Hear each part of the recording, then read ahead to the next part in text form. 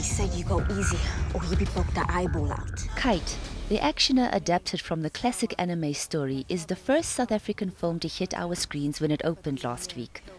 Directed by Jerusalem's Ralph Zimmern, it tells of a girl fixated on avenging her parents' death as she takes out each of their killers, and stars Samuel L. Jackson and Dion Lotz amongst a host of local actors.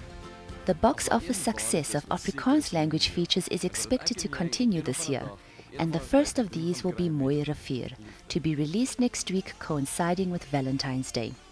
Written and directed by René van Rooyen, Mooi Rivier is a romance intertwining 5 individual stories of couples in search of love. It was the moment in the movie, actually, the girl gets inspired by the moment that Charlize Theron wins the Oscar.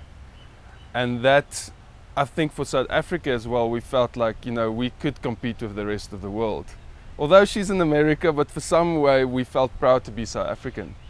And that moment I always wanted to use in a film.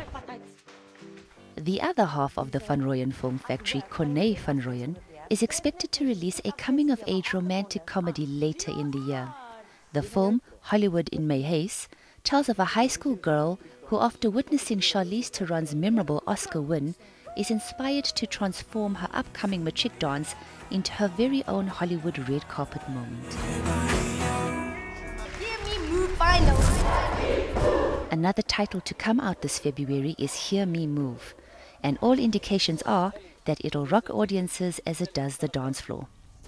Hear Me Move is marketed as the country's first dance film aimed at the black audience. It follows a troubled young man trying to come to terms with his father's death by finding comfort and love in dance. Do you want to love me? After impressing at festivals, Jenna Kato Bass's debut feature, Love the One You Love, will finally be released to a broader audience.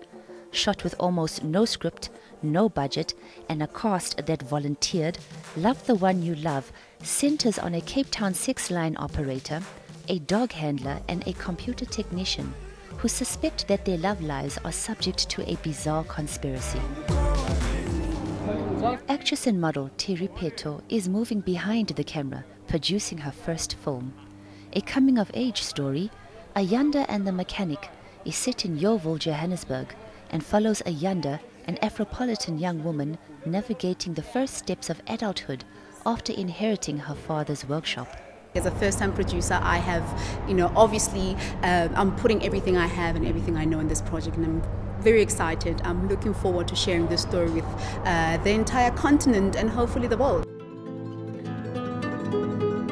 Costandino Calaraiti's Dora's piece is complete and negotiating a distribution deal.